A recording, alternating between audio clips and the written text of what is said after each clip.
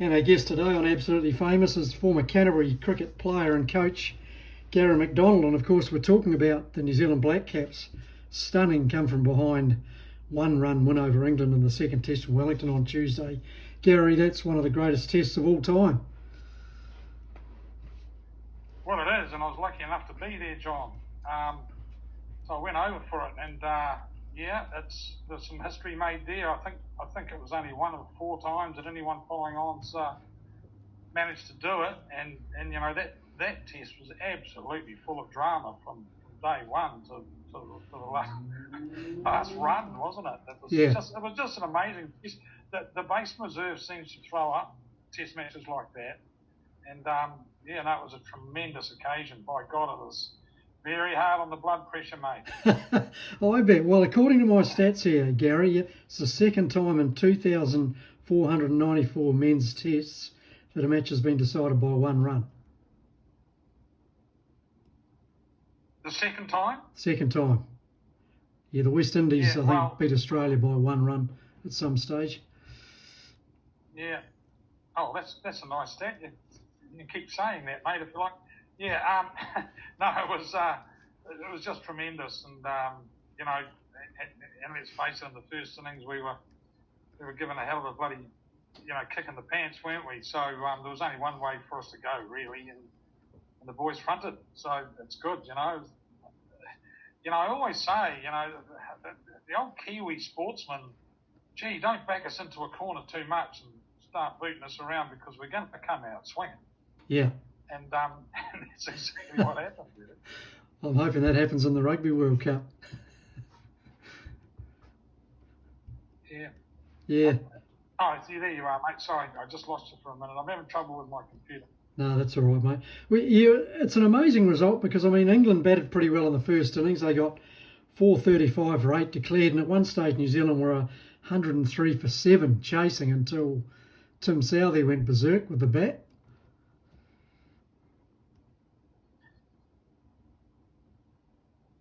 Yeah, it's it was, and as I say, we were looking sort of down the barrel a little bit of a complete embarrassment, and I think that's how everyone's sort of seen it, even in this country too, mate. To be honest, and I don't know. I think you read a couple of posts on Facebook. I was over there, and I thought, gee whiz.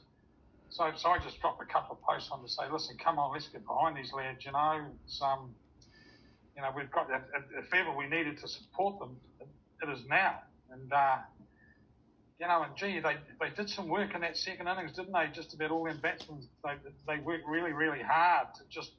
I think for a start they were probably batting for a little bit of self-prestige and credibility, but then they just seemed to grow a leg, our boys, and just they just dug in, and then they were fighting every damn ball and every minute and every over. So and of course we got a hell of a good score and got ahead of them, and the wicket was starting to deteriorate too. Just bits and pieces of it were just. Most of the surface was pretty flat, but there was just the odd funny thing happening, especially from Jack Leach and Rooty, Joe Root when he was bowling. So it's just a shame that would have been easier on the heart if our tail had wagged a bit more, wouldn't it? Because gee whiz, we did a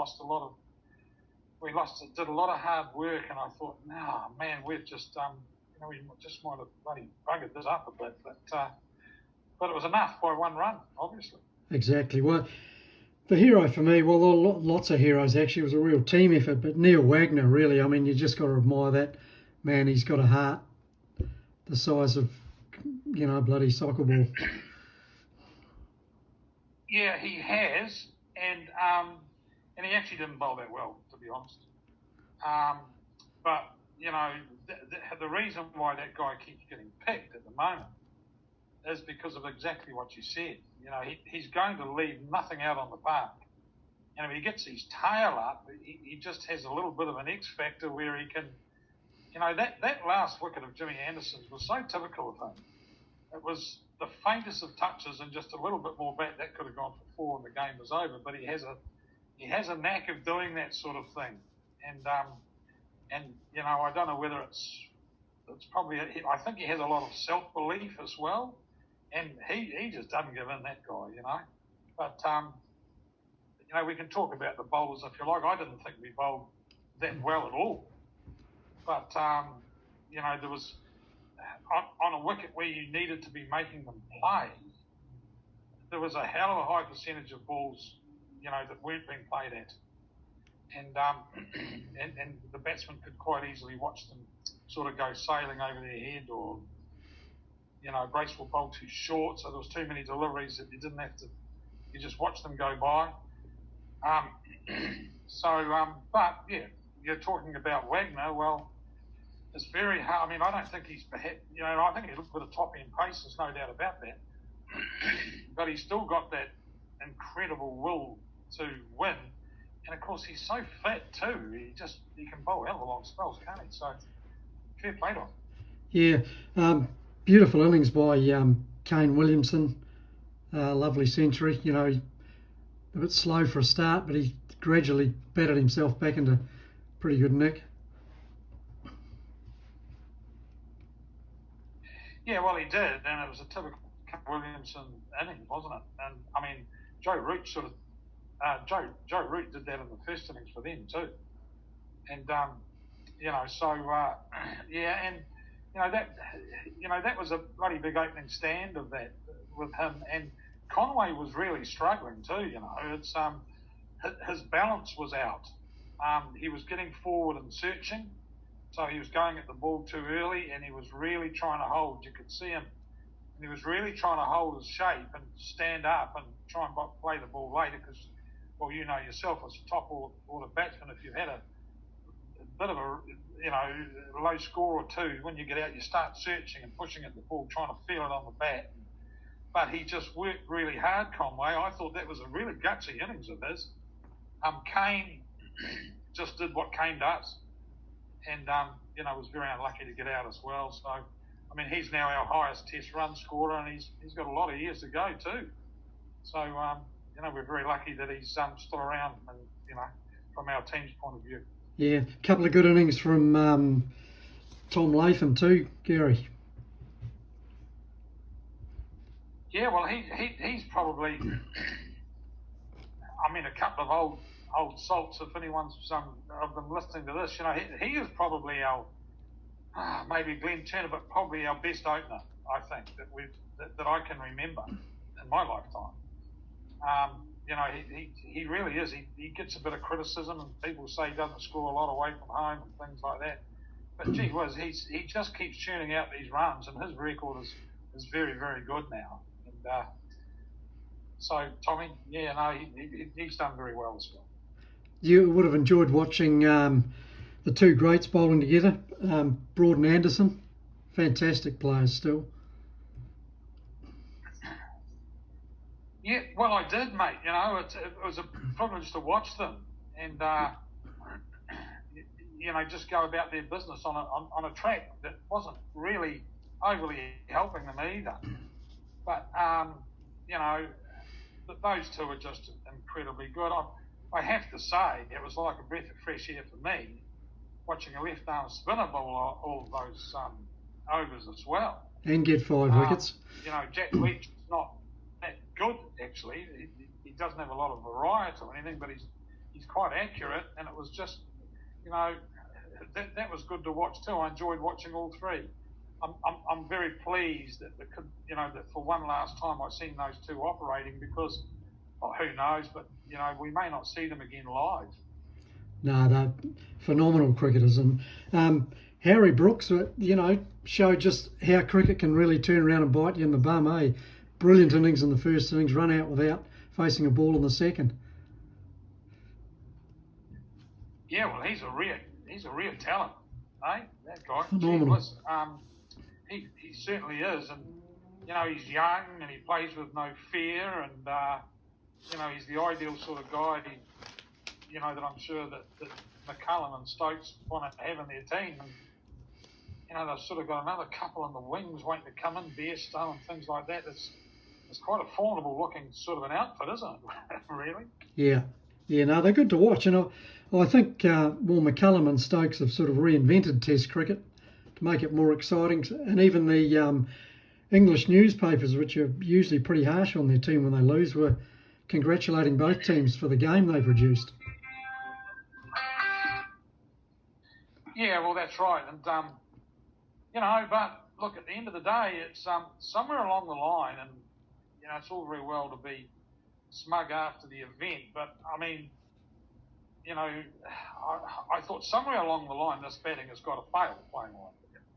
And I don't care what anyone says, 258 runs in the last day of a 5-day test with a deteriorating wicket is still a lot of runs.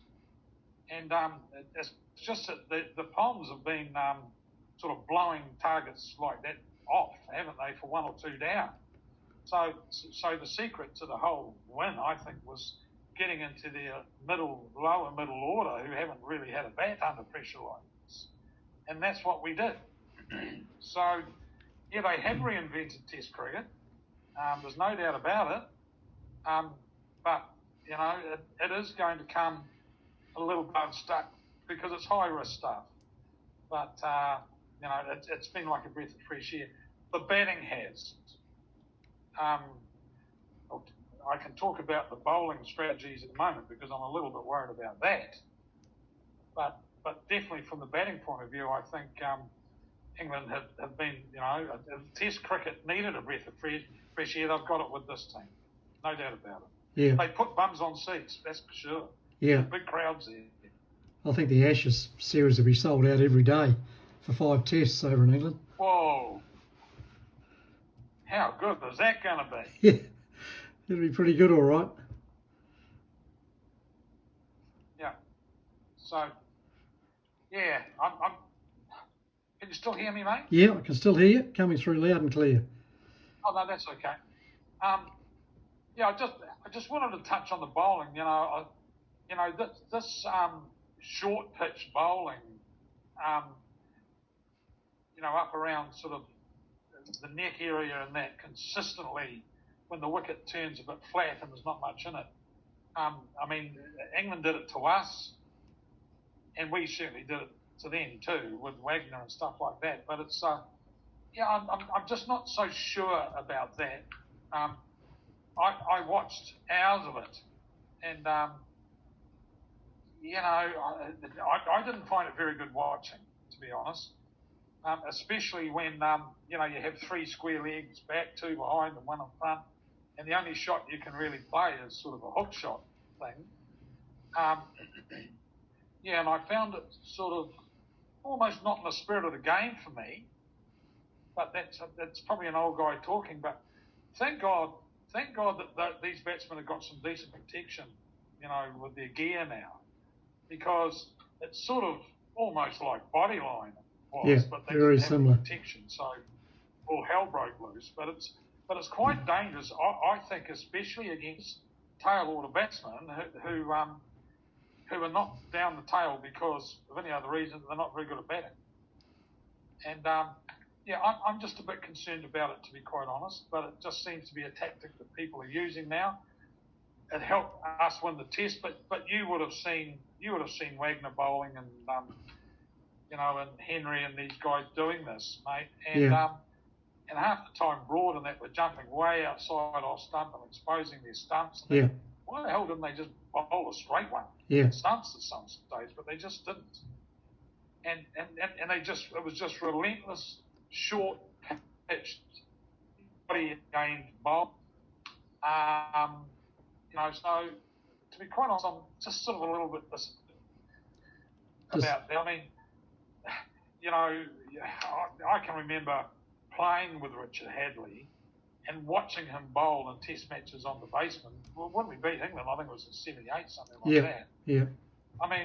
Richard Hadley never used intimidation in short pitch bowling, only to push the batsman back so then he could nick him out. He didn't need to do that. And none of the great bowlers really did.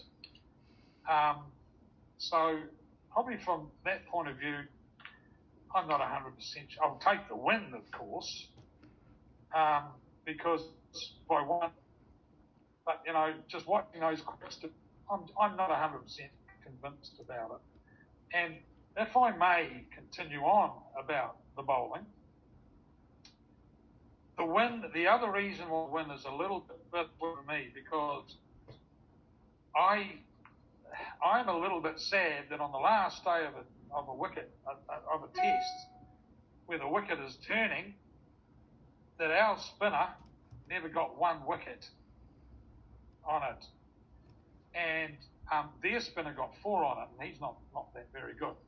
But, you know, so we're never going to pick a spinner now because you know,